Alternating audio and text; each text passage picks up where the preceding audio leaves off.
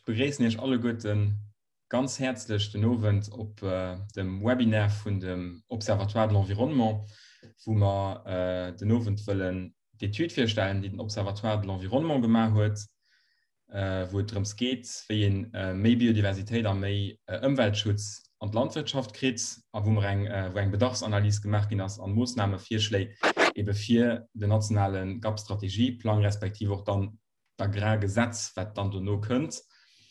Und wir haben die Etude natürlich als Observatoire nicht selber gemacht, aber wir haben die nachher gelost, und zwar von der Madame Kasperczyk und dem Herrn Oppermann, respektive ihrem Team. Sie sind Agronomen, also sie von dem FIBEL aus Deutschland, respektive dem IFAB. Sie präsentieren sich auch noch ein bisschen mehr am Detail. Und dass dem Observatoire da wirklich darum ging, für einerseits die Konstanten, die man als Observatoire immer machen, wo man so nicht geht, dem Zustand zu der Biodiversität zu Lützeburg, Fauna, Flora nicht gut, als Habitat, das in einem nicht guten Zustand, wie Drittel von den natürlichen Lebensräumen sind an einem unzureichenden oder einem schlechten Zustand, an was Tiere noch geht, an Pflanzenarten, da 80%, die an einem prekären Zustand sind. Das haben wir als Observatoire von einem Jahr ungefähr, schon wie wir das Reporting präsentiert haben, festgestellt.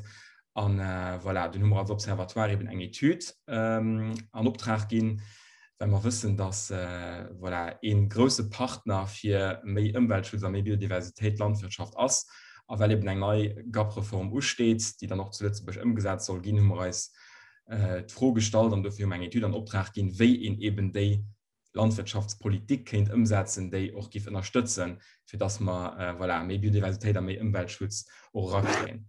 Den Observatoire de l'Environnement hat das dort übrigens nicht für die erste Kehr gemacht, wir haben das dort auch schon gemacht von knapp 10 Jahren.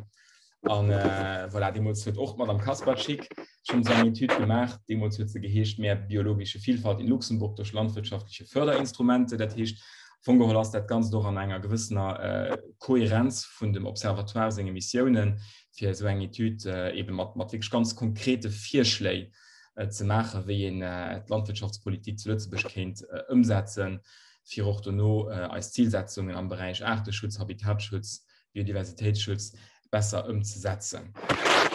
Voilà. Wir haben die Etude von der 17. Mai, also von einem knappen Monat der Presse präsentiert. Wir haben sie auch dem Landwirtschaftsminister präsentiert und dem Minister den Tag selber. Und voilà, heute ist die Idee, dass wir erst die Etude präsentieren, also das Autor von der Etude steht auf 45 Minuten ungefähr präsentieren. Und dann haben wir auch ungefähr in 45 Minuten vorgesehen, für, dass wir können diskutieren, respektive Fragen können gestaltet gehen über die Etude.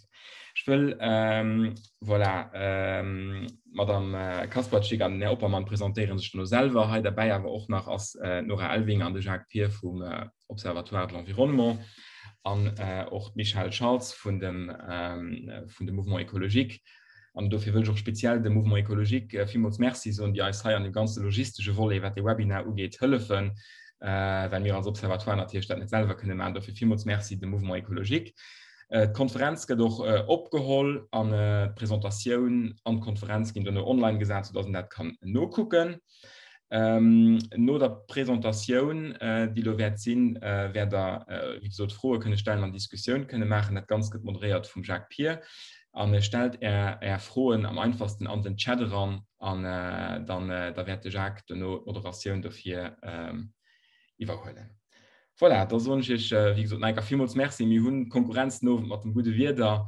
Schön, dass ihr dabei seid. Dann gebe ich dann der Madame Kasperczyk und dem Herrn Oppermann fortgehen. Vielmals merci. Ja, vielen Dank, Herr Benoit, für die Einführung. Ich teile mal gerade den Bildschirm.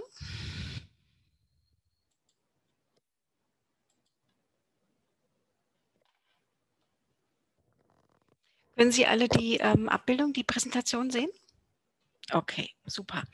Ja, Auch von meiner Seite aus einen schönen Abend mit sommerlichen Temperaturen draußen. Wir freuen uns auch, dass Sie da sind. Mein Name ist Nadja Kasperczyk vom Forschungsinstitut für biologischen Landbau und zusammen mit meinem Kollegen Rainer Oppermann vom Institut für Agrarökologie und biologische Vielfalt werden wir Ihnen heute in der Kürze wesentliche Ergebnisse aus unserer Studie vorstellen, die wir für das Observatoire erstellt haben.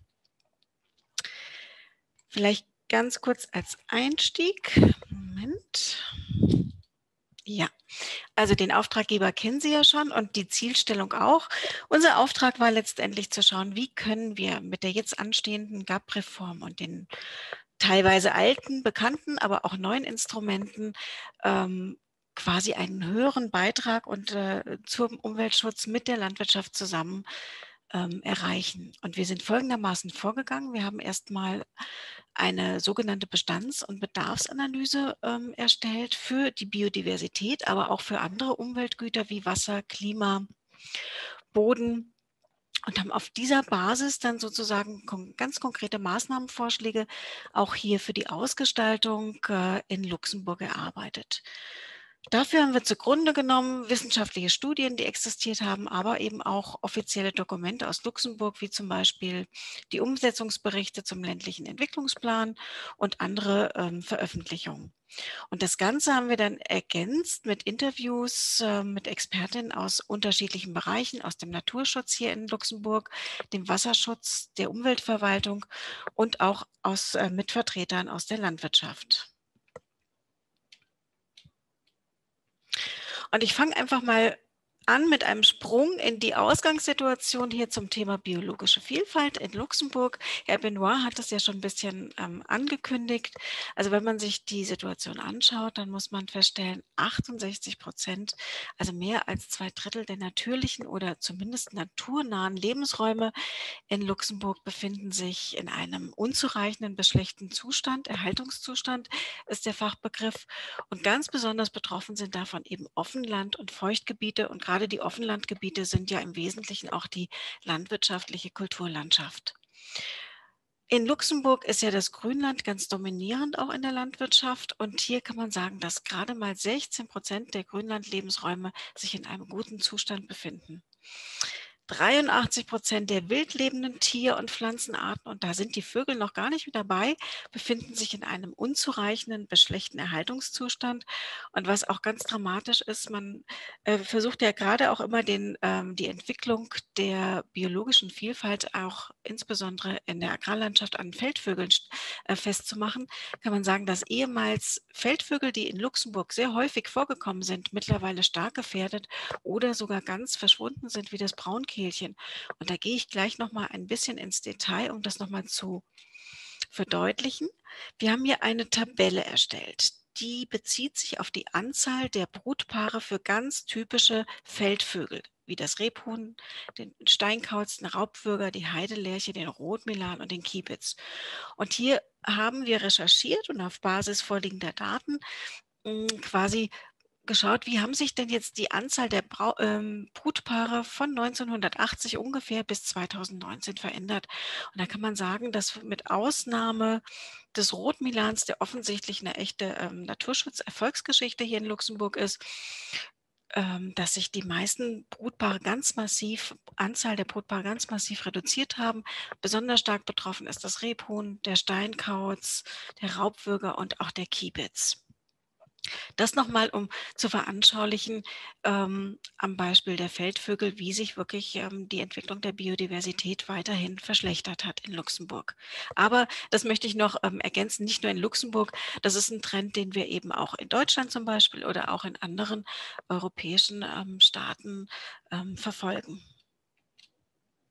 Ja, wenn man sich jetzt anschaut, was sind denn jetzt eigentlich das heißt die Treiber oder die Hauptgefährdungsquellen und Gründe dafür, dass es den Vögeln, den wildlebenden Tier- und Pflanzenarten und den Lebensräumen relativ schlecht geht, dann sieht man hier in dieser Grafik, dass es dafür mehrere Gründe gibt, aber ganz links, und das muss man eben sagen, besonders ausgeprägt ist eben eine intensive Landbewirtschaftung und die hat eben besonders große Wirkung und negative Wirkung auf eben den Bestand der Vögel und der anderen Tier- und Pflanzenarten und eben auch der an der Agrarlandschaft gebundenen Lebensräume.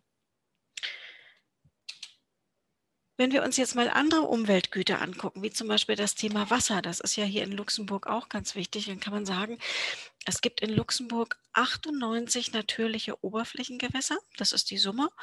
Und wenn man sich den aktuellen Zustand, also den ökologischen Zustand anschaut, dann muss man sagen, dass sich eigentlich keines dieser Oberflächengewässer in einem guten oder sehr guten Zustand befindet. Und was heißt denn jetzt eigentlich ökologischer Zustand?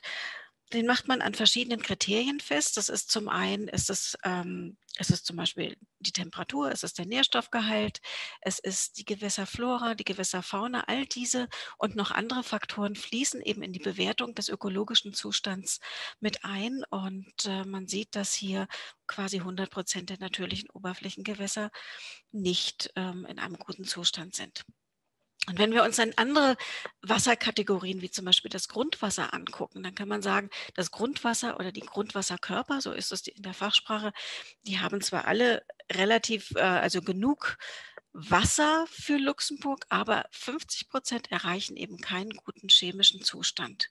Und in Luxemburg ist es eine große Herausforderung, eben diese Wasserqualität im Grundwasser, aber eben auch in den Oberflächengewässern zu verbessern. Und wichtige Stellschrauben dafür sind eben einmal die Verringerung der Nitrat- und der Pestizidbelastung, die natürlich auch aus der landwirtschaftlichen Nutzung herausrühren.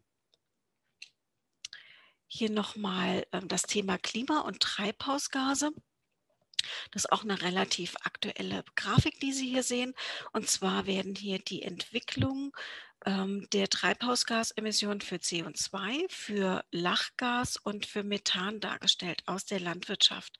Und wenn man muss das ja immer ein bisschen relativieren, also wenn man sich die Gesamttreibhausgasemissionen in Luxemburg anschaut, dann ist der Anteil der Landwirtschaft natürlich nicht so groß, ne?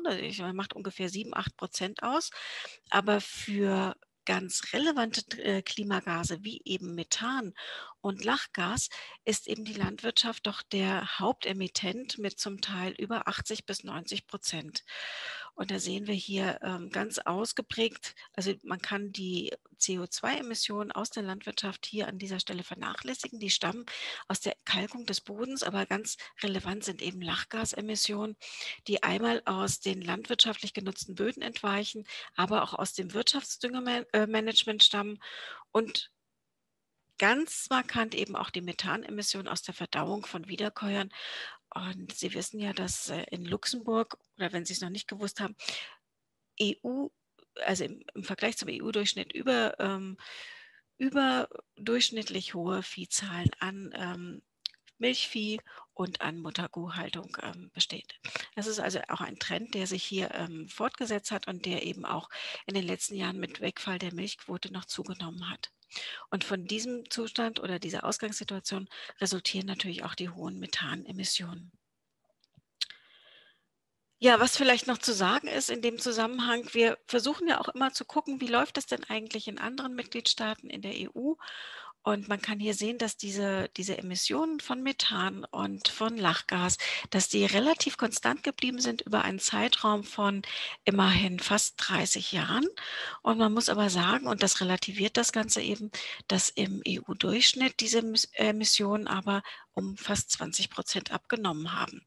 Also in Luxemburg sind sie gleich hoch geblieben, in anderen EU-Mitgliedstaaten sind sie deutlich runtergegangen. Ja, das war jetzt erstmal so eine kleine Bestandsanalyse und jetzt haben wir gesagt, also ausgehend von dem Bestand der Umweltsituation in Luxemburg und dem Bestand der Biodiversität, wir differenzieren hier nochmal ein bisschen, werden wir jetzt mit einer Bedarfsanalyse weiterfahren. Das heißt, was braucht es eigentlich, was braucht es an Maßnahmen, was braucht es an Flächen, um die biologische Vielfalt in Luxemburg in einen Zustand zu bringen, dass man sagen kann, wesentliche Populationen der Agrarlandschaft sind gesichert oder sind quasi in einem guten Zustand, entwickeln sich positiv Und da haben wir uns bei dieser Bedarfsanalyse, die haben wir durchgeführt, insbesondere mein Kollege Herr Oppermann und meine Kollegin Frau Schalwatzis auf Basis einer ganz aktuellen Studie und eines aktuellen Verfahrens. Das ist Sicherung der Biodiversität in der Agrarlandschaft. Dort ist es veröffentlicht. Und es ist eine relativ komplizierte Berechnung, aber ich will versuchen, das mal kurz zusammenzufassen. Grundlage ist, dass man sagt, also für eine bestimmte Agrarlandschaft ist eine Ausstattung an Tier- und Pflanzenarten charakteristisch und diese einzelnen Tier- und Pflanzenarten haben einen Bedarf an unterschiedlichen Maßnahmen in ihrem Lebensraum für Brut, für Nahrungsquellen etc. Und wenn man diesen Bedarf über einen Schlüssel zusammenrechnet, dann kommt man auf einen, ich sag mal, auf einen Flächenumfang von unterschiedlichen Maßnahmen, einen Maßnahmenmix, der hier von uns ermittelt wurde für Luxemburg in der Höhe von ungefähr 30% Flächenumfang an Grünlandmaßnahmen und 25-30% Umfang an Ackerlandmaßnahmen. Also Maßnahmen auf Ackerland. Und dann wollten wir ja bei der Bedarfsanalyse nicht stehen bleiben, sondern wir haben uns mal geschaut, wie sieht es denn eigentlich aktuell aus in Luxemburg? Es gibt ja schon eine Reihe von Maßnahmen, die hier umgesetzt und gefördert werden. Und zwar im Wesentlichen über einmal den ländlichen Entwicklungsplan, da sind es die Agrar-, Umwelt- und Klimamaßnahmen. Dann sind es die sogenannten Greening-Maßnahmen, die ja eingeführt wurden als Auflage, um die Direktzahlung sozusagen zu bekommen. Und wir haben in Luxemburg noch das national finanzierte Biodiversitätsprogramm, das eben auch Maßnahmen und Flächen dazu beisteuert. Und aus dieser Differenz von dem, ich sage jetzt mal, ökologisch sinnvoll und notwendigen Bedarf und dem aktuellen Maßnahmenumsetzungsstand haben wir ein Defizit oder eine Differenz ermittelt, die nennen wir hier Fehlbedarf. Und das ist eigentlich das, wo wir dann auch mit unseren Maßnahmenvorschlägen konkret ansetzen. Das will ich Ihnen nochmal hier verdeutlichen an dieser Übersichtstabelle.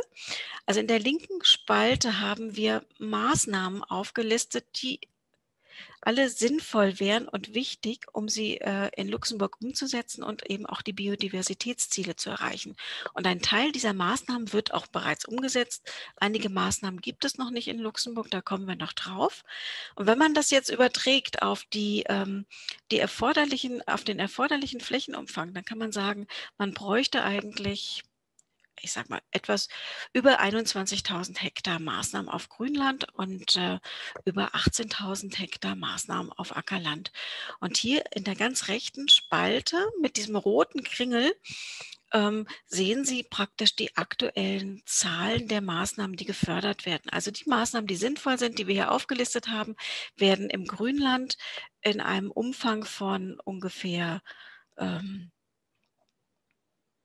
Nein, Entschuldigung, das ist die Differenz, entschuldigen Sie. Also man kann sagen, dass im Grünland, dass wir da noch relativ gut sind, weil wir von den 21.000 Hektar schon ungefähr 13.000 umsetzen. Da haben wir noch einen Fehlbedarf oder ein Defizit von fast 9.000 Hektar. Aber was wirklich, würde ich sagen, ein Sorgenkind für die biologische Vielfalt ist, das ist das Ackerland. Da fehlt es doch noch ganz massiv an Maßnahmen und Flächen und das in einem Umfang von ungefähr oder über 12.000 Hektar. Also ausgehend von diesem Defizit und einem Maßnahmenmix, den wir brauchen, werden wir dann in der Folge, und das wird mein Kollege Rainer Oppermann Ihnen vorstellen, konkrete Maßnahmenvorschläge machen, wie man sozusagen auf den erforderlichen Umfang und die Maßnahmen kommen kann. Wir haben auch eine Bedarfsanalyse für das Schutzgut Wasser gemacht. Und zwar ist es so, dass es in Luxemburg, das sehen Sie hier auf dieser Karte, da sind alle ausgewiesenen in der Ausweisung befindlichen Trinkwasserschutzgebiete eingezeichnet. Und diese Trinkwasserschutzgebiete befinden sich oder liegen zu 16.000 Hektar sind davon landwirtschaftliche Flächen, da 9.000 Hektar Ackerflächen, 7.000 Grünlandflächen. Und bisher ist es so, dass von diesen 16.000 landwirtschaftlichen Flächen gerade mal 12.000 Hektar abgedeckt werden über Maßnahmen, freiwillige Maßnahmen, die dazu beitragen sollen, die Wasserqualität zu verbessern. Und dazu gehören zum Beispiel Maßnahmen, die die Düngung und den Pflanzenschutz auf den Flächen reduzieren, der Zwischenfruchtanbau, aber eben aber auch ganz wichtige wie Erosions- und Gewässerrandstreifen, Landschaftsstrukturen, der Biolandbau und auch die Umwandlung von Ackerflächen zu Grünlandflächen. Und was auch noch eine ganz wichtige Zahl im Zusammenhang mit den Gewässern ist, dass ungefähr 575 Kilometer Gewässerrandstreifen, die mindestens 5, noch besser 10 Meter breit sein sollten, in ganz Luxemburg fehlen. Also auch hier ist noch ein ganz großer Handlungsbedarf. Ich komme jetzt zu einem Zwischenfazit, bevor ich an meinen Kollegen überleite.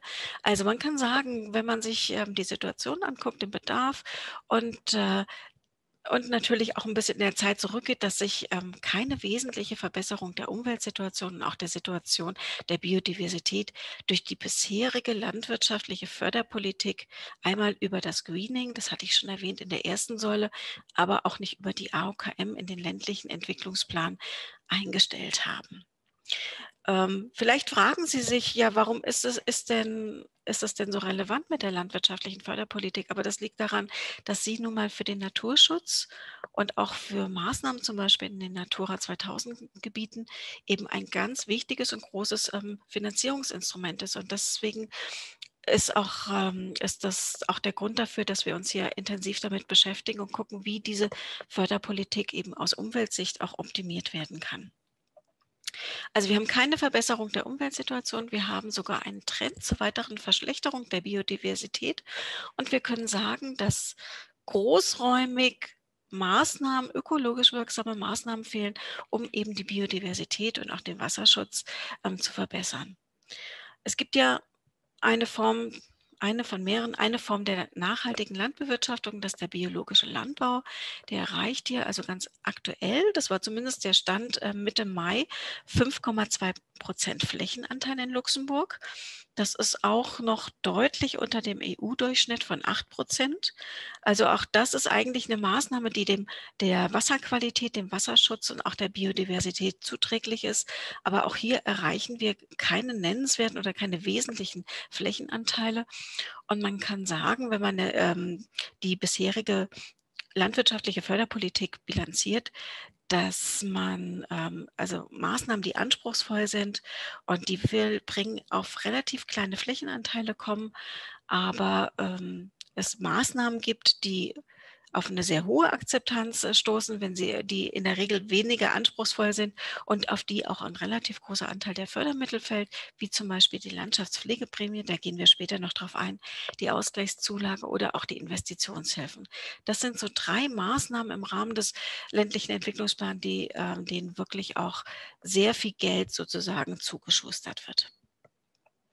Damit komme ich jetzt zum Ende der, ich sage jetzt mal, Umweltbestandssituation und Bedarfsanalyse und übergebe an meinen Kollegen Rainer Oppermann, der Sie jetzt durch unsere Maßnahmenvorschläge führt. Rainer, das Wort geht an dich.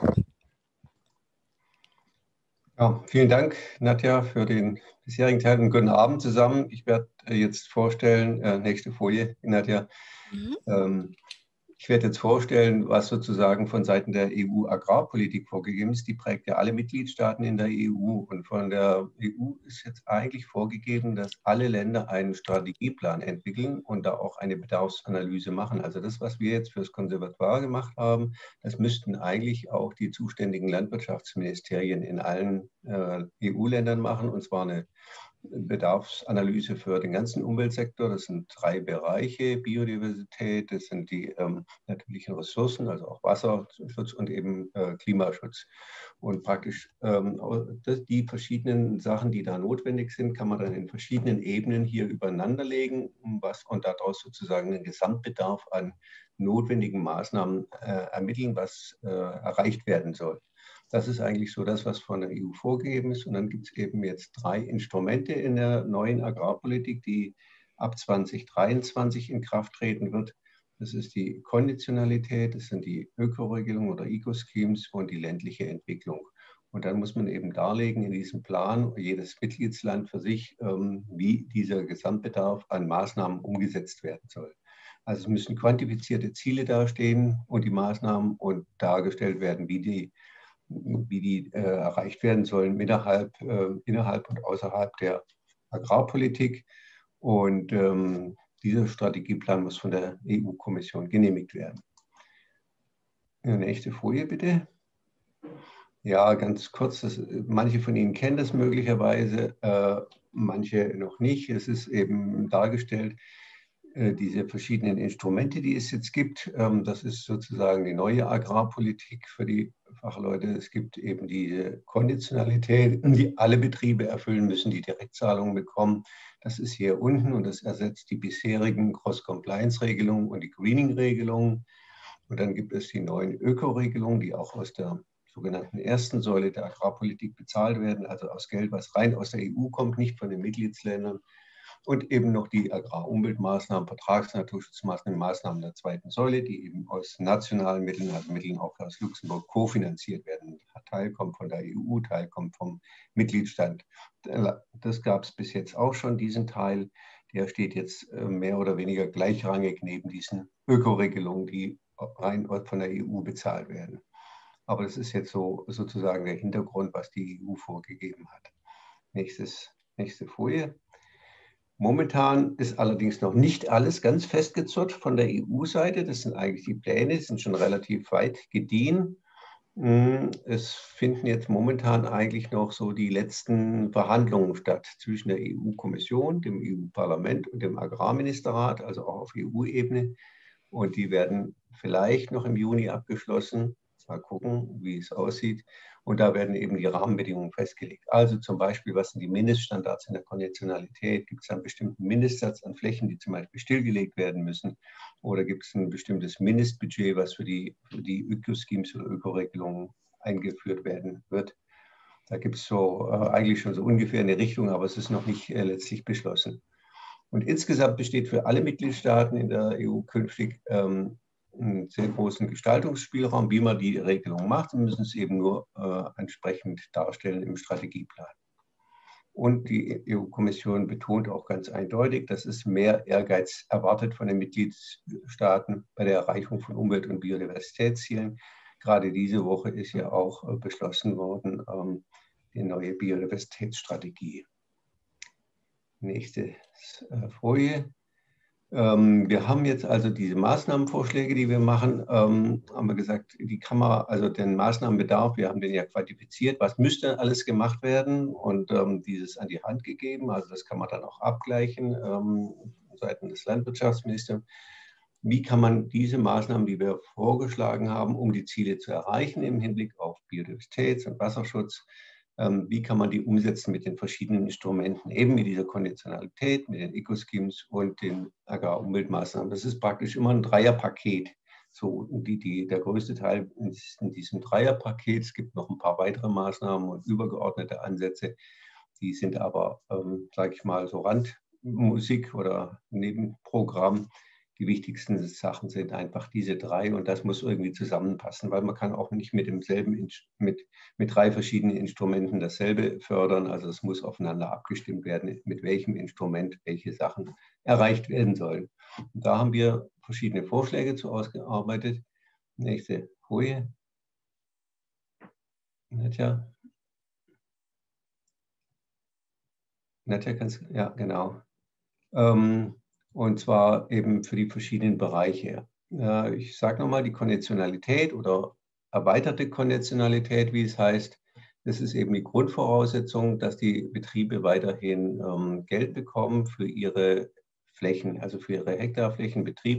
Landwirtschaftlicher Betrieb mit 100 Hektar Fläche bekommt eben in Luxemburg im Durchschnitt über 30.000 Euro, allein dafür, dass er die Flächen bewirtschaftet, bisher aus der ersten Säule zusammen mit den Greening-Maßnahmen. Und auch in Zukunft wird es Geld geben aus dieser Säule, weniger als bisher, weil ein Teil in diese neuen Öko-Regelungen fließen wird. Aber da muss er sich einfach, damit er dieses Geld bekommt von der EU, muss er sich an bestimmte Bedingungen halten. Früher hieß es Cross-Compliance, jetzt heißt es Konditionalität, aber die soll eben erweitert werden. Entschuldigung, dass ich einmal kurz, Rainer, dazwischen mit dem Glötz. Ja. Ich hatte das vielleicht einmal kurz erklärt, wenn wir Leute dabei haben, vielleicht die diesen Begriff nicht kennen, einmal vielleicht ganz kurz den erläutern. Ja, die Konditionalität. Also das ist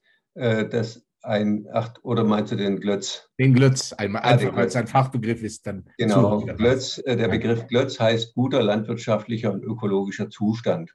Und das war auch schon bis jetzt so in der Cross-Compliance-Bedingungen, dass es bestimmte Regelungen gab, was eingehalten werden muss. Bloß die sollen jetzt eben verstärkt werden, erweitert werden, noch etwas mehr gemacht werden.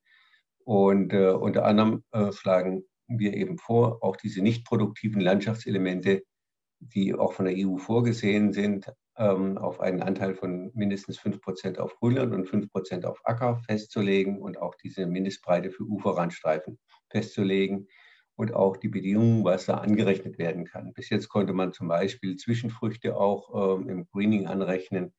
Und das soll eben in Zukunft unserer Ansicht nach nicht mehr der Fall sein, weil damit eigentlich minimale Effekte nur für die Biodiversität verbunden sind oder zum Teil sogar kontraproduktive Effekte und einfach nur ja, Bürokratie damit betrieben wurde. So, also da gibt es eine ganze Reihe von Regelungen. Dann nächste Folie. Dann gibt es diese Eco-Schemes oder bei uns heißt es Öko-Regelungen in Deutschland. Und da haben wir, weil das ein ganz, ganz neues Instrument ist, was es bis jetzt noch nicht gab und weil das auch attraktiv ist für alle Mitgliedstaaten, weil sie da eben kein eigenes Geld reingeben müssen. Aber es muss zusammenpassen mit dem übrigen Programm. Und ein Teil, wie gesagt, muss jeder Betrieb erfüllen, diese Konditionalität, aber die Öko-Regelungen sind freiwillig für die Bauern. Die Mitgliedstaaten müssen das anbieten, ihren Landwirten, aber die Landwirte können selber entscheiden, lohnt sich das, wenn ich da 200 oder 500 Euro oder 800 Euro pro Hektar bekomme, lohnt sich das, mache ich da mit oder mache ich nicht mit? Also kann das, und die müssen immerhin 25% wahrscheinlich, vielleicht auch 30%, vielleicht auch nur 20% vom gesamten Budget der EU-Mittel für Luxemburg im Agrarbereich müssen für diese Ökoregelung angeboten werden. Und das ist schon ordentlich viel Geld. Und das kann man eben auf verschiedene Arten machen. Und wir haben 3 Szenarien ausgearbeitet, wie man das machen könnte, eben lauter verschiedene Einzelmaßnahmen, dass jeder Landwirt selber aussuchen kann, was er macht und ob es für ihn interessant ist oder nicht. Aber vielleicht auch etwas möglicherweise, wenn man sehr viele Sachen anbietet, möglicherweise auch ja, sagen, was soll ich mache vielleicht mal mit einem Hektar mit oder was soll ich überhaupt mitmachen und so ist vielleicht auch ein bisschen eine schwierige Sache für manche, dass sie sagen, erstmal abwarten und so, mal gucken. Ein zweites Ansatz ist eine sogenannte Gemeinwohlprämie, die zumindest in Deutschland sehr stark diskutiert wurde, dass die Maßnahmen in Punkte umgerechnet werden und dann eine bestimmte Mindestpunktzahl pro Betrieb erreicht werden muss, also Relation jeweils zur Gesamtfläche des Betriebs. Und man muss einfach eine bestimmte Punktzahl erreichen, kann so seine Punkte zusammenrechnen für verschiedene Maßnahmen, wie viel Hektar mache ich davon, wie viele Punkte gibt es dann. Und dann kann man da könnte man so einen Gemeinwohlprämienrechner installieren und jeder Landwirt kann da ein bisschen rumspielen. Ja, mache ich mit, ich kriege dann hinterher für meinen Betrieb da nochmal 8.000 Euro Prämie und dann rechne ich die Punkte zusammen, die ich dafür brauche und mit welchen Maßnahmen ich das mache. Man kann da diese Bepunktung leichter anpassen als mit den Euro pro Hektar. Das ist ein gewisser Vorteil. Ansonsten ist es der Vorteil, dass einfach eine bestimmte Mindestfläche dann sozusagen garantiert ist, wo jeder Landwirt mitmachen würde. Nur die Art der Maßnahmen könnte er sich natürlich selber frei aussuchen. Und einen dritten Ansatz haben wir noch überlegt. Es ist in Luxemburg relativ bekannt, die Landschaftspflegeprämie bei den Landwirten. Da machen nämlich 85% der Betriebe mit. Und die ist bis jetzt mit ganz, ganz niedrigen Auflagen nur verbunden. Aber immerhin, die gehen auch ein kleines, ganz kleines bisschen in diese Richtung. Und man könnte das aber deutlich ausbauen und massiv verbessern sozusagen. Aber der Name ist einfach schon bekannt und man würde einfach auch sagen, das sind bestimmte Mindestsachen, die man machen muss, um diese Landschaftspflegeprämie zu erreichen. Ein Teil könnte man sich auch auswählen, aber bestimmte Sachen sind einfach dann Pflicht und dann bekommt er auch dieses ganze Geld. Und dann kann er, ähnlich wie bei der Gemeinwohlprämie, sich das selber ausrechnen, mit welche Maßnahmen er zum einen auf jeden Fall machen muss und wo er sich noch eine gewisse Wahlfreiheit hat sozusagen. Nächste Folie. Und diese Landschaftspflegeprämie Plus, wie wir sie genannt haben, da müsste man dann zum Beispiel solche ökologischen Maßnahmen auf 10% der Ackerflächen umsetzen. Es können dann Ackerrandstreifen sein oder Extensivgetreide, auch 10% auf Grünland, also Grünlandextensivierung oder mit dem Kennartenprogramm. und auch 5% nicht produktive Landschaftselemente über die Mindestforderung hinaus und eine Fortbildungsverpflichtung. Also es ist ein einfaches Gesamtpaket, aber natürlich viel, viel anspruchsvoller als bisher. Aber dadurch, dass die Landwirte das schon kennen, wird es möglicherweise auch interessant für Luxemburg. Also welches von diesen 3 Möglichkeiten jetzt am besten passt, müssen natürlich die Luxemburger selber entscheiden. Wir haben das auch vorgestellt, beim Landwirtschaftsminister. Mal sehen, was da, ich bin selber sehr neugierig, was dann in Luxemburg rauskommen wird. So, nächste Folie. Damit Sie das nochmal so ein bisschen sehen. Vorhin hatten wir die verschiedenen Maßnahmen aufgeführt und wir haben dann noch ein Schema gemacht, welche Maßnahmen sich für welches von diesen Programmen eignen, also von den 3 Umweltinstrumenten und welche Anteile damit verbunden sind, also über die Konditionalität zum Beispiel insgesamt 5% der Fläche, über die Ecoschemes 15% der Fläche und über die ländliche Entwicklung 10% der Fläche, so als Richtschnur. Und wenn Sie jetzt zum Beispiel hier 2 Kreuze oder 3 Kreuze nebeneinander sehen, dann bedeutet das, dass man das entweder oder umsetzen kann oder es bedeutet auch, dass man das eventuell sogar kombinieren kann. Also zum Beispiel, wenn man 5% Landschaftselemente fordert in der Konditionalität, aber hinterher nochmal zusätzlich 3% über Ökoregelungen bezahlt, dann ist das kein Widerspruch. Und man kann das dann auch zusätzlich sogar noch qualifizieren oder auch bestimmte Heckenpflege zum Beispiel auch durchaus noch in der Agrarumweltmaßnahmen damit bezahlen. Also es ist kein Widerspruch. Es zeigt einfach nur auf, welche Maßnahmen für welches Instrument geeignet ist. Nächste Folie. Noch ein paar Hinweise zur Maßnahmengestaltung. Wir haben uns natürlich auch genau angeschaut, wie das jetzige Programm aussieht und geschaut, was könnte oder sollte man vielleicht in der Reform jetzt anders machen. Also die rein einjährigen Blühstreifen zum Beispiel hat sich gezeigt, dass die einfach im Vergleich zu der Fläche einen sehr geringen Effekt haben und dass der Effekt deutlich größer ist, wenn man die einfach mehrjährig macht auf derselben Fläche. Es hat sich sogar gezeigt, dass die manchmal sogar Art ökologische Fallen sein können, wenn die Insekten angezogen werden und dann wird im Herbst auf einmal alles abgemäht und der Acker wieder umgegraben, dann geht auch da die Brut verloren. Also das sollte man nicht machen. Ausnahmen sind vielleicht Gartenbaubetriebe, die wirklich nur sehr häufig die Flächen wechseln und sehr kleinräumig sind. Dann das Programm der Reduzierung der Stickstoffdüngung und die Reduzierung von Pflanzenschutzmitteln, das sind eventuell zusätzliche Auflagen sinnvoll.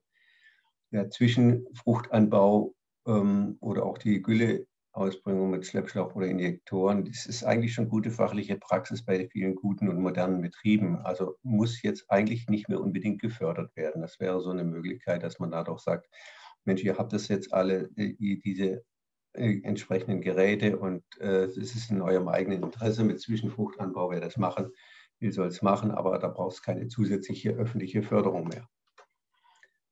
Ja, dann Beibehaltung niedriger Viehbesatz sollte eben auch gefördert werden oder vor allen Dingen neue Maßnahmen. Wir haben ja gesagt, im Ackerbereich muss ganz viel gemacht werden. Es braucht vor allen Dingen lichte Äcker, extensive Äcker. Bietet sich besonders im Getreidebau an, dass eben solche mit weniger Düngung und weniger Saatdichte gemacht werden und wo auch keine Herbizide ausgebracht werden. Und im Grünland entsprechend Altgrasstreifen, die eigentlich in jeden größeren Grünlandschlag hineingehören. Ganz wichtig, es kommt auf den Flächenumfang an. Es reicht nicht, irgendwo 2 oder 5 oder 10 Meter breite Blühstreifen in die Landschaft zu legen und von mir aus auch an jeden Weg zu machen, sondern die muss wirklich auch flächenhafte Maßnahmen geben, also Ackerflächen, extensiv Grünlandflächen, und es muss einen Mindestumfang haben. Also wir gehen ja insgesamt von rund 30% der Fläche aus. Ja, genau. Nächste Folie. Ja, im Weiteren gibt es natürlich noch so kleine Maßnahmen. Ja, vielleicht noch mal ganz kurz noch zum Letzten. Die einzelnen Maßnahmen mit den Hektarflächen, das haben wir uns jetzt gespart in der Präsentation. Da hat ja vorhin die Frau Kasperczyk schon die Übersicht gezeigt, aber da haben wir dann wirklich sehr detailliert auch noch mal Informationen gegeben. Aber das wäre jetzt sehr, sehr ermüdend, wenn wir das hier alles in der in der Präsentation vorstellen würden. Also wir haben jetzt sozusagen nur so das Grobgerüst vorgestellt. Wer das sonst lesen will, die Studie ist ja verfügbar, man kann sie sich runterladen, denke ich, auf der Homepage. Und dann können die besonders Interessierten können da auch nachlesen. Und eben außer diesen Flächenprämien und den Förderprogrammen im Einzelnen, die jetzt auf spezielle Hektarflächen, auf spezielle Ackerflächen, spezielle Grünlandflächen abzielen, gibt es natürlich noch ein paar weitere Maßnahmen, die notwendig sind, die sinnvoll sind, zum Beispiel die Maßnahmenlenkung, wo kommen die Maßnahmen hin, in zum Beispiel bestimmte Zielgebiete, bestimmte Trinkwasserschutzgebiete. Da ist sehr gute Kombination zwischen Wasserschutz zum Beispiel und Extensivbewirtschaftung sinnvoll. Also für Biodiversität und Wasserschutz ergänzen sich oftmals, sag mal so 98% sehr, sehr gut oder können sich optimal ergänzen. Oder auch die Grünlandstrategie, die es gibt, dass man da diese Gebiete insbesondere nutzt. Oder Natura 2000 Gebiete, um die aufzuwerten oder abzupuffern oder zu vernetzen. Also da gibt es so ein paar Gebiete, Zielgebiete, wo man besonders die Maßnahmen hinlenken sollte. Dann viele Landwirte fühlen sich ein bisschen überfordert mit solchen Maßnahmen, die Art von Maßnahmen und wie man die dann fachlich richtig macht und was bringt und so weiter. Da wäre es eigentlich wirklich gut, eine qualifizierte Begleitung zu haben für die Landwirte. Ein weiterer Punkt wäre Bonus- oder Top-up-Maßnahmen oder System zu haben, also für besonders erfolgreiche Maßnahmen umsetze, dass es da eine Zusatzerfolgsprämie gibt, dann erhöht es den Anreiz, bei sowas gut mitzumachen. Gut wäre natürlich auch die Maßnahmen zu verfolgen, wie entwickeln die sich über die Zeit, eine Erfolgskontrolle durchzuführen. Das ist für die Programmsteuerung wichtig, aber auch um in die Öffentlichkeit die Erfolge von den neuen Programmen darzustellen.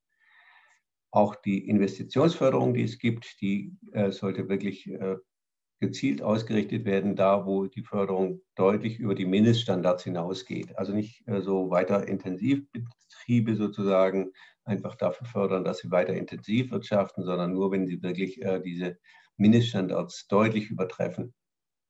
Und auch entsprechend Bonus für Biobetriebe könnte man zum Beispiel machen, insbesondere auch wenn es um die Verarbeitung und Vermarktung geht.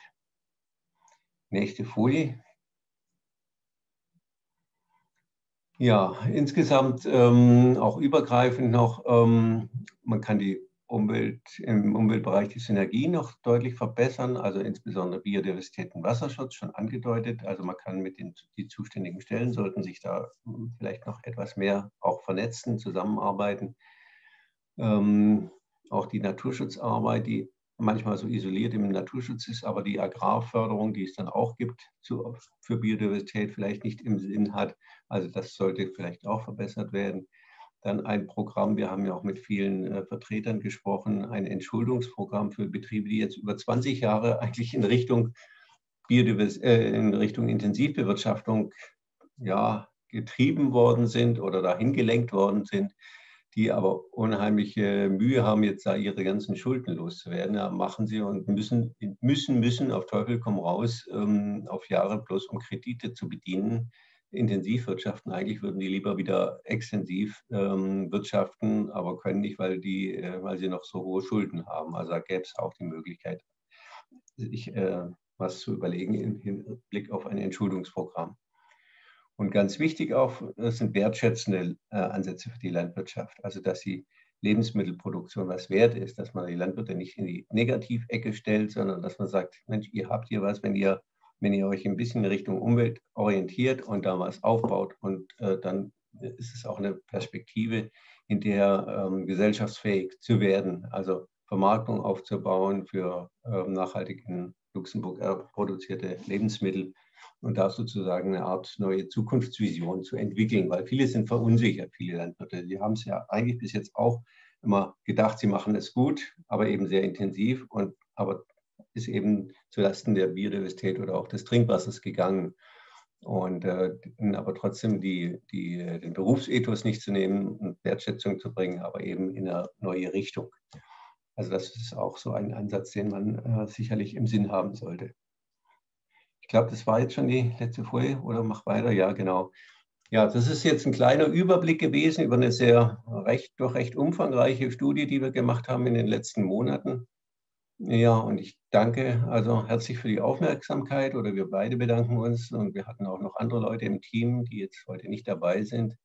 Meine Kollegin Doris Herwatzis, und ja, uns war einfach sehr, sehr erfreulich, hier mit auch Ihnen allen in Luxemburg zusammenzuarbeiten. Wir hatten mehrere Sitzungen und auch ein persönliches Treffen neulich, und hat sehr viel Spaß gemacht. Also vielen Dank auch nochmal an das Konservatoire und ja, und für Ihre Aufmerksamkeit. Ja, vielen Dank, Rainer. Also wie gesagt, zuerst einmal natürlich recht herzlichen Dank an Nadja Kasperczyk und Rainer Oppermann für diese ausführliche Darstellung der Situation in Luxemburg und auch die Aufzeigung von möglichen Szenarien. Wie gesagt, die Studie ist auch, kann man herunterladen auf der Seite vom Observatoire. Nora Elvinger hat uns den Link auch in den Chat gepostet. Wie gesagt, Fragen sind willkommen, aber ich möchte vielleicht ein kurzes Resümee machen, also ganz klar, und ich glaube, das ist ja auch durch den Vortrag hervorgehoben worden, dass es keine Kritik an der Landwirtschaft ist, sondern eher vielleicht eine Kritik oder an der Landwirtschaftspolitik oder der Ausrichtung der Förderkulisse, die bisher vielleicht eher auf ökonomische Ziele Wert gelegt hat und Nachhaltigkeit vielleicht oder die anderen Teilpfeiler der Nachhaltigkeit nicht genügend berücksichtigt hat. Wir sehen das zum Beispiel bei den Investitionsbeihilfen, dass gerade auch in Luxemburg, und die Europäische Kommission hat Luxemburg auch noch einmal darauf hingewiesen, dass die Förderkulisse dazu geführt hat, dass eigentlich der Strukturwandel in der Landwirtschaft wesentlich befeuert wurde, noch größere Betriebe entstanden sind, weil halt die Förderung an ein gewisses Wachstum gekoppelt war. Zum Glück ist das zurzeit abgestellt. Wir haben gehört, dass es einen dramatischen Zustand gibt, was die Biodiversität betrifft, gerade von Offenland, Lebensräumen und Arten. Wir haben den mehr als kritischen Zustand von Oberflächen und Grundwasser gesehen. Und ich denke, dass wir die Neuausrichtung der Agrarpolitik auch mit dem Motto Farm to Fork, respektive New Green Deal, dass wir diese Möglichkeiten nutzen sollen, einfach über die Neuausrichtung der Förderungen nachzudenken. Wie gesagt, es geht nicht darum, um Förderungen abzugraben oder zu streichen. Die Landwirtschaft soll die Förderungen erhalten, aber wie gesagt, zielgerichtet Public Money for Public Goods. Die Studie stellt 3 verschiedene Szenarien vor, die wir uns, also die gangbar sind, um die Schutzziele der bedrohten Offenland Lebensräume und Arten, wie die erreicht werden können. Ich denke, dass die Landwirtschaft in einer gewissen Bringschuld steht. Wir sehen, dass die aktuellen Agrar-, Umwelt- und Klimaprogramme, respektive Biodiversitätsprogramme, nicht einmal den Einhalt des Artenrückgangs bewirkt haben. Und ich hoffe zumindest, dass die größere Freiheit der nationalen Agrarpolitik dazu führt, dass wir zumindest eine nachhaltigere und umweltfreundlichere Förderung der Landwirtschaft erhalten. Man muss sich immer bewusst sein, dass wir natürlich angesichts des kritischen Zustands der Biodiversität natürlich das Damoklesschwert eines Vertragsverletzungsverfahrens einerseits betreffend der Nitratdirektive, andererseits der Habitatschutzdirektive respektive Vogelschutzdirektive für Luxemburg natürlich dieses Damoklesschwert über unseren Köpfen hängt. Und ich glaube, wie gesagt, dass wir mit der Aufzeichnung dieser 3 Pisten zumindest einen gangbaren Weg vorgeschlagen haben. Also wir wären dankbar jetzt, wenn die Teilnehmer sich trauen würden, Fragen zu stellen. 2 Möglichkeiten, einerseits entweder über den Chat, andererseits über Hand aufheben, dass wir wissen, wer das Wort nehmen möchte. Und wie gesagt, unsere Experten stehen uns selbstverständlich zur Verfügung für eventuelle Verständnisfragen.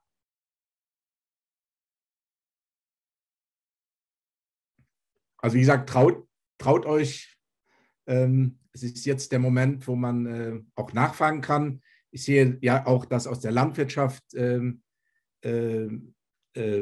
Beamte anwesend sind, die auch mit an dem nationalen Strategieplan schreiben oder betroffen sind. Also es wäre schön, wenn wir dort in einen Dialog kommen könnten mit unseren Experten.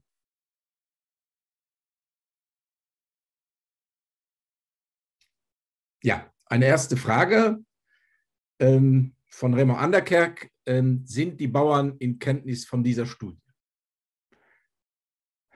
Also da kann ich vielleicht Teil darauf antworten. Landwirte vielleicht gezielt, jetzt nicht direkt, aber wir haben die Studie auch dem Landwirtschaftsministerium und den zuständigen Beamten hatten wir die Möglichkeit, zusammen mit Frau Kasperczyk und Herrn Oppermann in Anwesenheit des Herrn Ministers diese Studie auch vorzustellen und auch die Szenarien vorzustellen. Also wie man es in Landwirtschaftskreisen vielleicht weiter verbreiten könnte, ist aber eine interessante Diskussion, wo man natürlich auch für Vorschläge offen ist. Also wenn da jemand noch was dazu sagen möchte oder...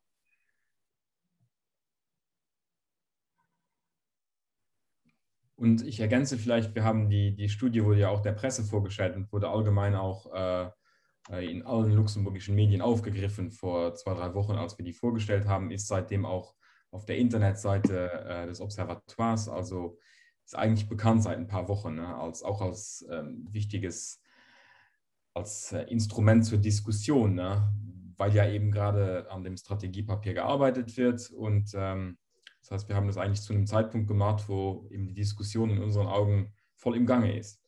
Ja. Remo, willst du zwei wieder so? Können wir Remo vielleicht einmal, Remo Anderkerk einmal dazuschalten? Ja, hört ihr mich? Ja. Ja, okay. Ja, ja, vielen Dank für die Präsentation. Ich habe die Studie auch schon im Vorfeld gelesen und vielen Dank dafür. Und das ist wieder eine Bestätigung zu vielem, was ja in Luxemburg ja auch schon in einigen Studien näher getrennt erfasst wurde und was den Bauern ja auch soweit bekannt ist. Aber es geht jetzt wirklich darum, wie die Bauern das jetzt wirklich aufgreifen, ne? Weil die Vorschläge finde ich eigentlich gut und es ist ja Geld im Spiel und wir haben ja auch diese Plattform Meine Landwirtschaft in Luxemburg und die hat ja auch immer gesagt, ja, wir stehen zu den Tieren und zu dem Grünland und zu dem Fleisch und so weiter, ne?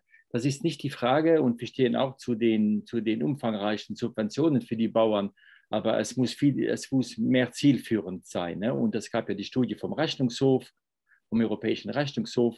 Es gibt das Papier von der EU-Kommission zur Strategie, wie sie sich orientieren soll in Luxemburg. Und man hört eigentlich nichts aus dem Ministerium, wie sie sich dazu äußern und was die nächsten Pläne sind. Also ich würde da jetzt auch meinen, dass die Landwirtschaft reagieren sollte und diese Vorschläge dokumentieren sollte und auch mit den Naturschützern und mit den Umweltschützern und mit den Leuten, die halt für den Wasserschutz und so weiter sich engagieren, dass sie in den Dialog treten, bevor jetzt wieder was vorgeschlagen wird, wo ich nur vermuten kann, dass es nicht unbedingt wieder zielführend sein wird.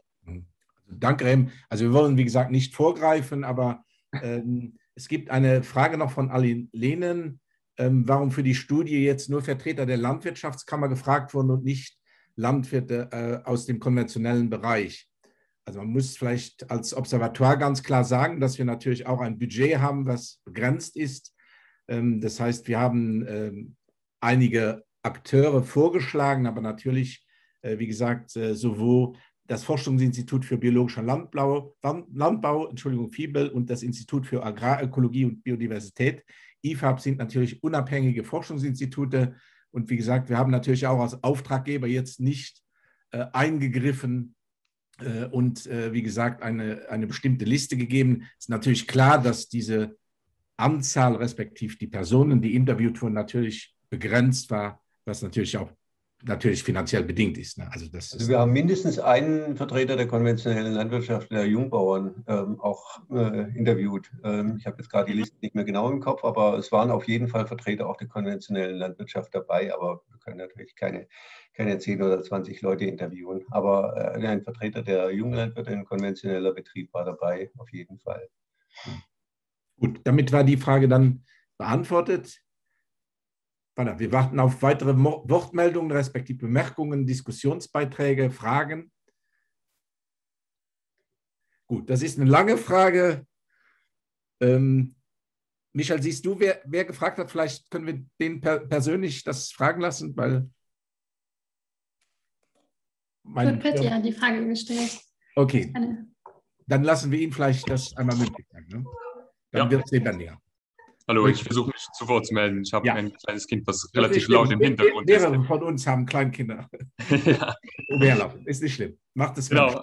Also im Hinblick auf heißere Sommer und vermehrten Starkregen im Zuge des Klimawandels, also ich glaube, am Ende dieser Förderungsperiode werden wir uns 2030 wahrscheinlich befinden, vermisse ich ein bisschen die Förderung der Biodiversität im Boden und den Humusaufbau mit verschiedenen Maßnahmen und sehe auch, wie es zu Konflikten bei den Maßnahmen kommen kann, wie zum Beispiel bei den Zwischenfrüchten, wo ich mittlerweile finde, dass es eine essentielle Maßnahme ist, vor allem wenn wir jetzt sehen, wie viel Boden überall auf den Wegen rumliegt. Ja, frage ich mich, wie resilient sind auch extensive Weiden und Lichtäcker, wenn es mal wirklich einen Sommer gibt wie 2018, 19, 20, wenn es so weitergeht, wären vielleicht nicht andere Maßnahmen mehr förderfähig in Zukunft. Vielen Dank. Wir haben zum Beispiel speziell diese Lichtäcker, die sind eben nicht nur Licht, sondern die haben in der Regel auch zum Teil jedenfalls eine Untersaat drin.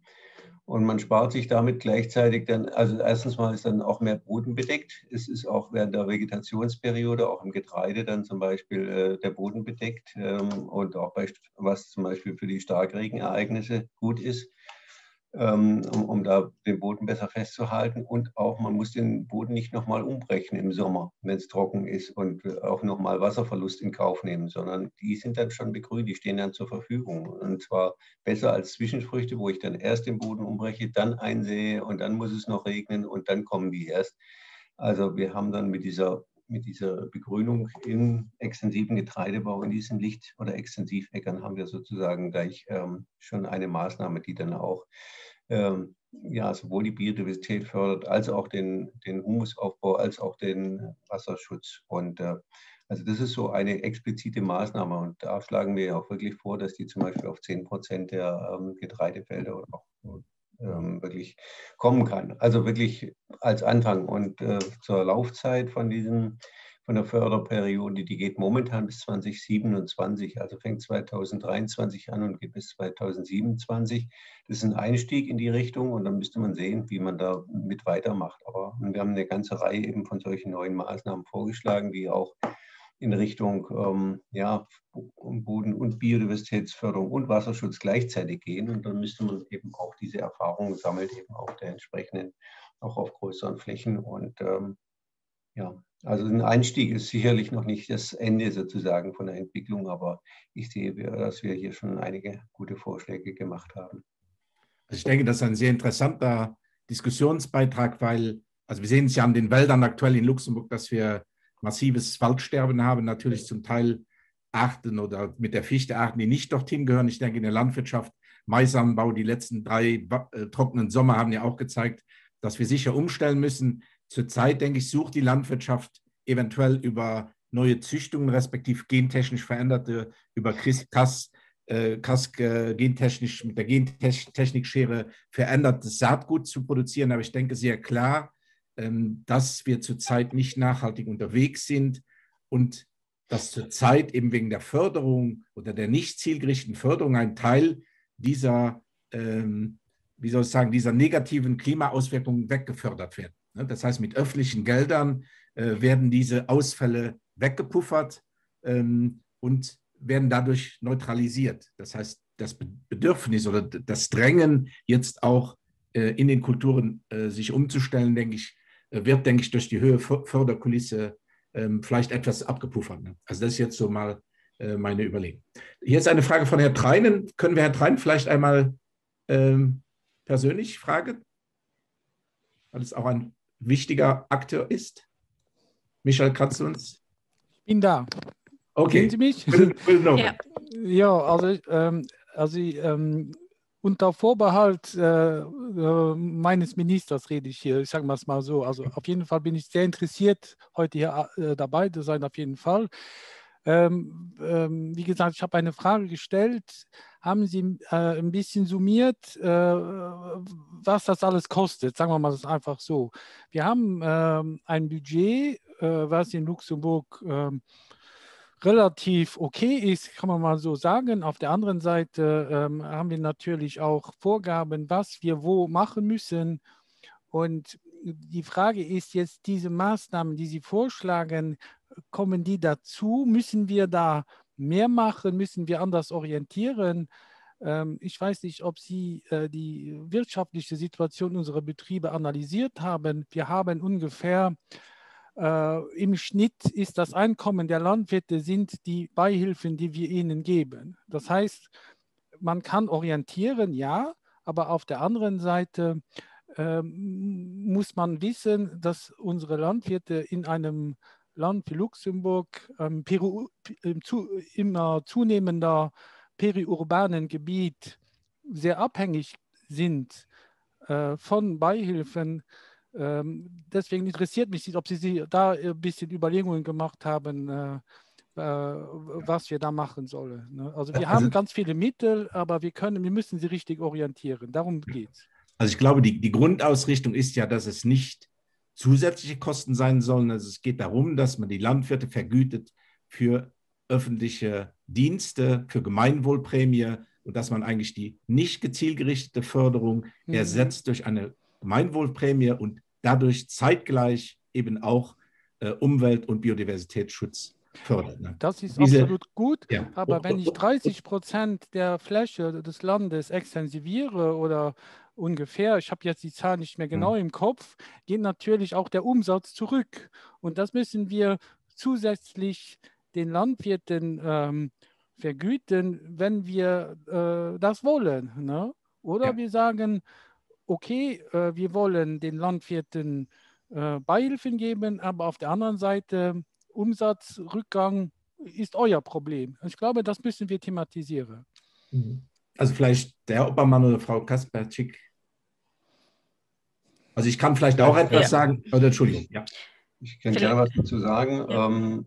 Also da haben Sie vollkommen recht. Wir haben jetzt keine Kalkulationen angestellt, weil da müsste man wirklich tiefer einsteigen. Das war auch nicht unser Auftrag, Hektarprämien zu berechnen, weil das ist relativ aufwendig. Da müsste man dann auch die spezifischen Werte wissen. Das ist schon innerhalb Deutschlands mit den verschiedenen Bundesländern sehr schwierig. Da hat jedes eigene Bundesland, macht da seine eigenen Berechnungen und kommen auch zu sehr unterschiedlichen Ergebnissen. Also das war jetzt nicht unser Auftrag, aber Sie haben vollkommen recht. Wenn man 30% extensiviert, dann hat man natürlich einen Umsatzrückgang in diesen Bereichen. Und und einfach mal, ich sage mal, 10 oder 20% weniger Verdienst, das ist halt was. Möchte ja niemand haben, dass er einfach mal so auf 10 oder 20% seines Lohnes verzichtet. Also jetzt, wenn man das vergleicht, vielleicht mit anderen Leuten, die in der ihr Lohn, ihr Gehalt bekommen, aufs Konto überwiesen. Und bei den Landwirten als Unternehmer wäre das natürlich auch so, dass vielleicht keine 30% verloren gehen, aber wie gesagt 10 oder 20%. Und das muss irgendwie anderweitig kompensiert werden. Also ich denke, das ist aber eben die Wohlstandsgesellschaft, die städtische Gesellschaft ist das der Landwirtschaft auch schuldig. Also das muss man auch organisieren wieder. Also beides ist richtig sozusagen. Natürlich muss man die öffentlichen Gelder natürlich mehr zielgerichtet ausrichten, in die richtige Richtung lenken, ganz klar. Aber man muss natürlich auch im Kopf haben, dass die Landwirte eben nicht zum Nulltarif alles erbringen können und dann angemessen bezahlt werden müssen. Also ich kann vielleicht darauf hinweisen, dass wir haben ja auch mit Frau Wormann eine Person an Bord. Wir brauchen zum Beispiel ein Labelgesetz, was den Namen verdient.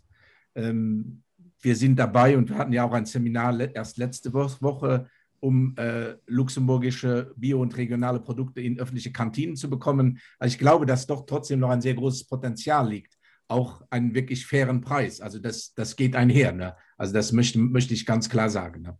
Und noch einmal, diese Prozentsätze werden nicht aus der Produktion herausgenommen. Ne? Also zurzeit spricht die Landwirtschaft ja eigentlich mit gespaltener Zunge. Einerseits werden Millionen Euro investiert, um für regionale Märkte Werbung zu machen auf dem Fernsehen. Und auf der anderen Seite produzieren wir für den Export. Ne? Also sobald China oder Russland Exportstopp ist, keimen die Landwirte. Ne? Und ich glaube, da müssen wir uns auch einmal ehrlich entscheiden, wollen wir Produktion für den Export haben und wir wissen, dass sehr viel Milch oder Milchpulver, Milchprodukte ins Ausland gehen oder produzieren wir für einen regionalen Markt, einen lokalen Markt, respektive versuchen unsere öffentlichen Einrichtungen mit lokalen Produkten zu versorgen, die natürlich dann höher bepreist werden. Ne? Aber ich glaube, Frank Richards hat schon längere Zeit ganz höflich die Hand gehoben und ich glaube, wir sollten ihm auch noch die Möglichkeit geben, eine Frage zu stellen, respektive eine Bemerkung zu machen. Ja, guten Abend zusammen. Danke schön. Das war sehr interessant, ging auch ein bisschen in die Richtung. Ich habe in den letzten Jahren das Glück gehabt, in einem politischen Gremium, also der landwirtschaftlichen Kooperation, mit konventionellen Landwirten zusammenzuarbeiten für den Wasserschutz, Trinkwasserschutz in erster Linie, und wollte so ein bisschen die Idee und den Tipp vielleicht auch geben. Ich meine, wir sind uns einig, denke ich, dass wir die Zusammenarbeit der Landwirte brauchen, um das Problem zu lösen. Diese finanzielle Sache, was auch der Herr Trein angesprochen hat, finde ich ganz wichtig dabei. Da muss eine Antwort drauf gegeben werden, weil ich meine, auch was wir gerade angesprochen haben, regionale Märkte, internationale Märkte, das sind beides Märkte für die Landwirte und die auch legitim sind, irgendwo in der Marktwirtschaft zu bedienen. Wenn die Gesellschaft das anders will, dann müssen wir das anders entscheiden und dann können wir das auch gestalten. Und da komme ich auch in meinen Tipp oder meine Idee dabei, die mir auch bei dem Vortrag ein bisschen am Anfang gefehlt hat. Wir haben an den ersten 4 Folien im Grunde genommen Landwirte, die jetzt hier bei dem Vortrag dabei gewesen wären, direkt mit dem Rücken zur Wand gestellt. Wir haben die Landwirtschaft, wir haben die schlechte Situation, die ich nicht bezweifle, dargestellt und haben dann im Grunde genommen, jetzt übertreibe ich ein bisschen, die Landwirtschaft als Alleinschuldner dargestellt. Wir sind uns alle bewusst, dass es eine politische Strategie war, die uns zu der Situation geführt hat, die wir jetzt haben. Und diese politische Strategie hat ja aber auch ein Ziel gehabt und die ist auch in einer gewissen Weise aufgegangen. Das müsste einfach nur vollständigkeitshalber dargestellt werden, damit wir in die Diskussion kommen mit den Landwirten. Die Strategie, Landwirten Märkte zu eröffnen, Landwirte in die Marktwirtschaft reinzubringen, konkurrenzfähig zu machen, ist aufgegangen. Und die Strategie, billige Lebensmittel zu produzieren, ist auch aufgegangen. Jetzt will die Gesellschaft aber was anderes und das ist auch legitim. Und wir versuchen das mit dem, was hier vorgestellt worden ist, was ich sehr gut fand, gerade auch diese Hektarzahlen, das ist auch was man den Landwirten sehr gut an die Hand geben kann, versuchen wir eine andere Strategie jetzt zu fahren und einzuleiten, was wieder eine Herausforderung ist. Nur so diesen Tipp und diese Idee, ich finde, dieser Gedanke, der müsste gerade bei einer öffentlichen Vorstellung von der Studie, bei der auch Landwirte oder landwirtschaftliche Organisationen dabei sind, auch vollständigkeitshalber irgendwie bedient werden. Ich bin mir bewusst, dass eigentlich die Studie jetzt eine reine Biodiversitätssache ist und wirklich großes Lob auch an diese genauen Hektarzahlen, diese Ziele, die man erreichen sollte, um quasi die Kurve zu kriegen, finde ich ganz gut. Das wollte ich nur noch hinzugefügt haben. Danke. Okay. Ja, vielen Dank. Also wie gesagt, ein sehr wichtiger Beitrag, finde ich. Ganz klar, man muss sehen, was ist der Auftrag des Observatoire de l'Environnement Naturel. Ne? Also wir sind die Hüter der Biodiversität. Ne? Also natürlich geht unser Auftrag und auch, glaube ich, unsere Denkweise darüber hinaus. Aber wie gesagt, wir haben nun mal halt alle 7 Jahre den Zustandsbericht der Natur zu machen. Und für diese Arten und diese Lebensräume ist halt die Art und Weise, wie zurzeit Landwirtschaft betrieben wird, Hauptschuldige. Das ist so. Ne? Das diskutieren wir auch nicht weg. Ne? Und deswegen möchten wir auch ja in den Dialog kommen. Und wie gesagt, wir haben das ja auch immer sehr offen gemacht und deshalb haben wir das auch öffentlich gemacht und auch noch dieses Webinar dahinter gehängt, um es nicht einfach nur so darzustellen, sondern auch wirklich in eine Diskussion zu kommen. Und ich glaube, dass wir einfach als Luxemburg eine Bringschuld haben, auch unsere Biodiversität zu erhalten, sowohl gesetzlich als auch jetzt gesellschaftlich. Und wie gesagt, wir können fachlich dazu Beitrag leisten und wir haben versucht, mit dieser Studie eine Diskussion in Gang zu bringen. Also noch einmal, ich habe das ja angangs gesagt, es geht keineswegs darum, Landwirt an den Pranger zu stellen. Ne? Also für mich sind viele Landwirte Opfer einer hauptsächlich Anfang europäischen, aber zunehmend halt auch einer nationalen Landwirtschaftspolitik. Und ich glaube, dort müssen wir den Hebel ansetzen. Vielleicht darf ich noch was ergänzen. Also danke für den Hinweis, den wir gerne aufnehmen. Natürlich sehen wir das in einem größeren Kontext und das war jetzt sehr zugespitzt. Ne? Aber der Herr Benoit hat ja schon darauf hingewiesen, dass vor fast 10 Jahren habe ich eine ähnliche Studie hier in Luxemburg gemacht und wir sehen halt, dass sich eigentlich in dem Bereich wenig bis gar nichts bewegt. Ne? Und dann muss man schon mal sagen, was muss denn noch alles passieren, damit wir in die Gänge kommen und gemeinsam diese Herausforderungen annehmen? Und das vielleicht einfach nochmal als Botschaft von mir an dieser Stelle. Sehr gut, danke. Gibt es noch Fragen oder Einwände oder Repliken? Fühlt jemand sich Ich glaube, es gab noch einen Kommentar zu den Ökolandwirten und den Eco-Schemes. Ich bin mir nicht ganz sicher. Ich habe das nur. Michael, du musst mich da ein bisschen unterstützen. Mein Schirm ist etwas klein.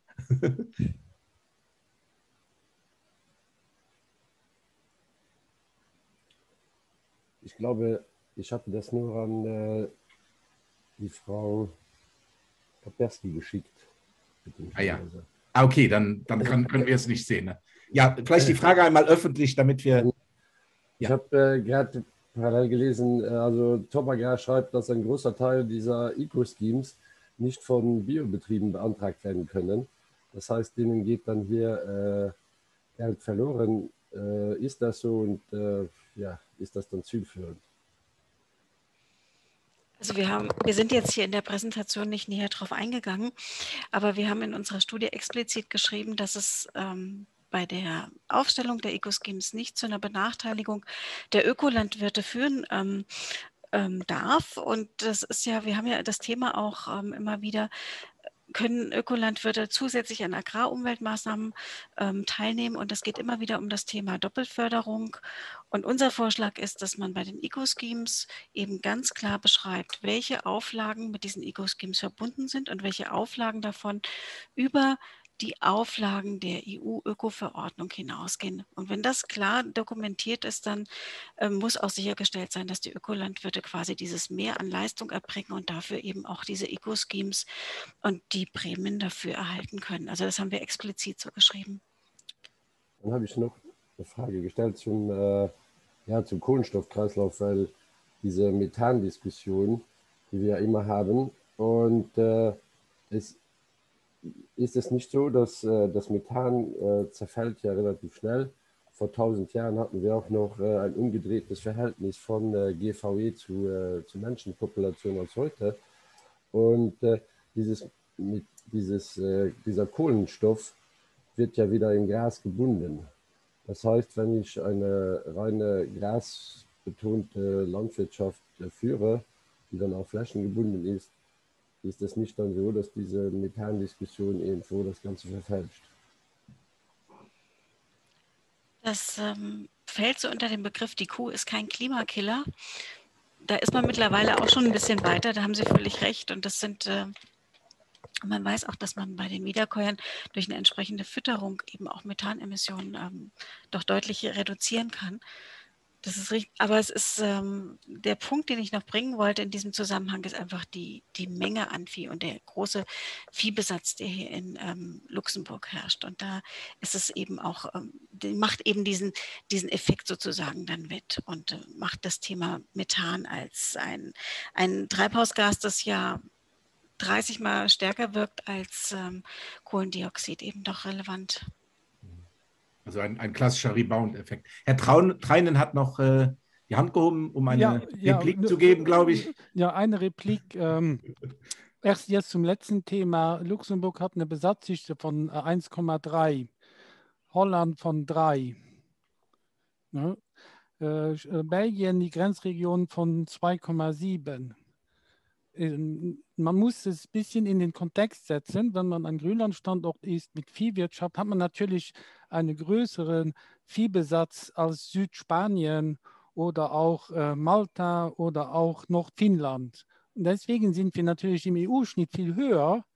Aber reell gesehen glaube ich nicht, dass wir sehr, sehr, sehr, sehr so intensiv sind, wie das jetzt thematisiert wird.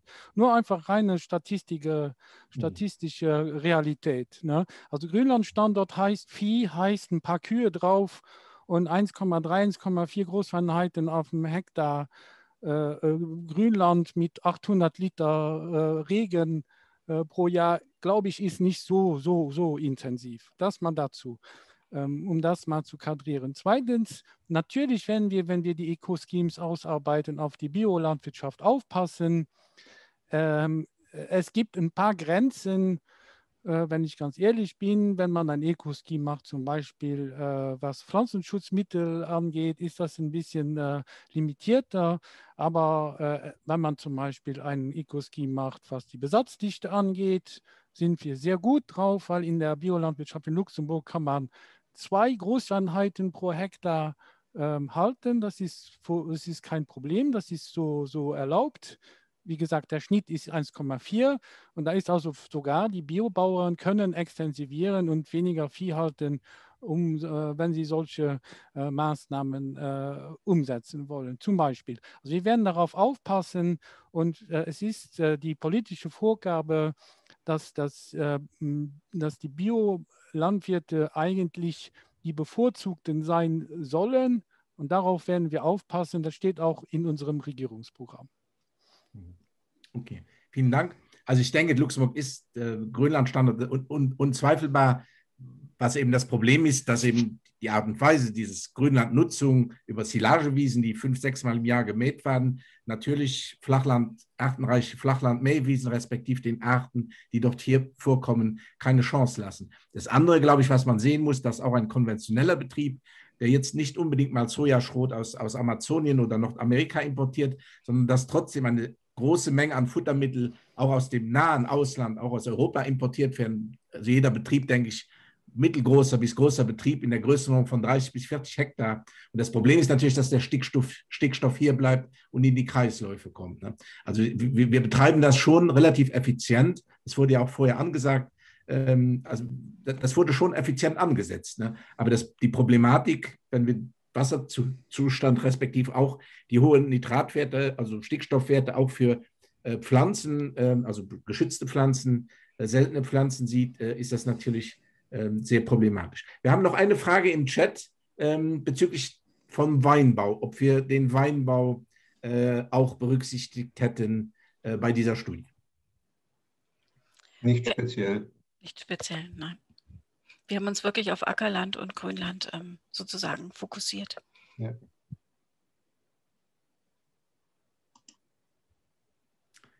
Dann gibt es also eine Frage sehe ich noch drüber. Ich probiere das hochzukommen. Ja, Raymond Anderkerk hat noch eine Replik gegeben, aber vielleicht Jan Baumann.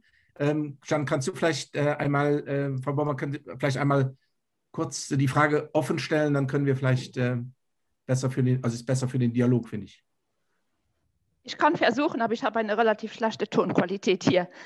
Ist perfekt. Die Frage lautet, welches Potenzial beinhaltet Agroforstwirtschaft für die Biodiversität? Ich denke, das wurde in der Studie jetzt nicht speziell als Themenbereich aufgegriffen. Aber dazu gibt es eine gesonderte Studie, glaube ich. Ja, also ich kann vielleicht darauf antworten. Also das Observatoire de l'Environnement Naturel hat die Agroforesterie nicht als prioritäre Maßnahme für den Biodiversitätserhalt festgelegt.